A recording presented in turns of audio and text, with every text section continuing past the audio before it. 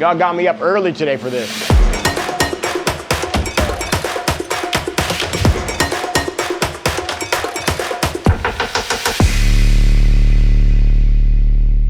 This is the first one. So pounded veal chop, Milanese style, but all kinds of stuff going on with it. We're gonna pan fry this, so a good amount of olive oil.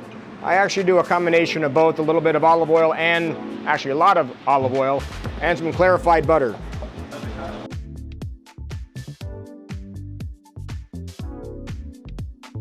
So we'll get a nice golden brown on both sides. We'll finish this in the oven. And while we're doing that, we will start preparing our toppings.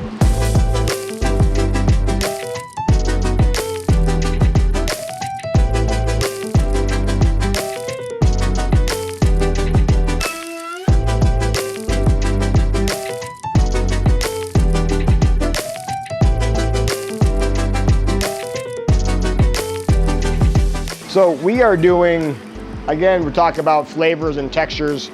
You know, obviously the lombata itself, the veal chop itself is nice and pan fried, got a nice crunch to it. The center is gonna be juicy and tender. A little bit of arugula, it's gonna give a little bit of pepperiness. I did a little bit of olive oil and lemon. It's gonna give a little acidity to the dish as well. We're gonna add more acidity. And then you're gonna get a little bit of sweetness and saltiness with prosciutto di Parma.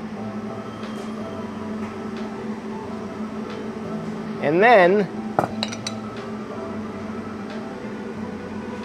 a little creaminess with the imported burrata from Puglia. Some crunchy sea salt on that burrata.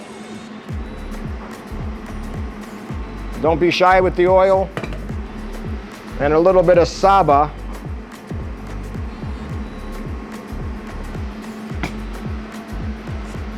I mean, that's a breakfast of champions.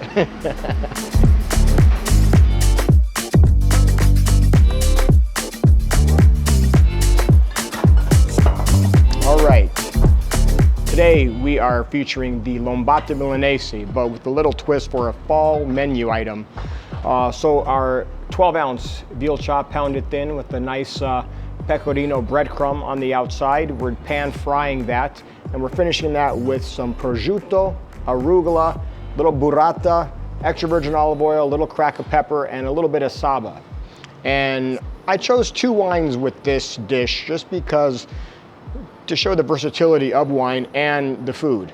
So I chose the white, an Italian Chardonnay. So I actually stayed in northern Italy for both wines, both coming out of Piedmont and in the Langhe region of Piedmont. So I did a Lodali Chardonnay. Chose this because of its acidity. You got a lot of fat in the dish between the veal chop itself, the pan fry on that, the burrata cheese that's adding a little bit more of that fat, and you need something that's gonna kind of help cut that. So again, I chose a Langhe Chardonnay from Lodali as a producer, and then I went with a Nebbiolo. This Nebbiolo is the Giacomo Grimaldi Nebbiolo, and again, because of its acidity, it's not going to be too bold and too powerful to take away from the dish. I know it seems like a heavy dish, but there's a lot of delicacies to the dish. You know, the Parma prosciutto, the delicate burrata, and the tenderness of the veal. So they're not big, powerful flavors, but they work very well together. So Lodali Chardonnay and the Giacomo Grimaldi Nebbiolo, both from Langhe.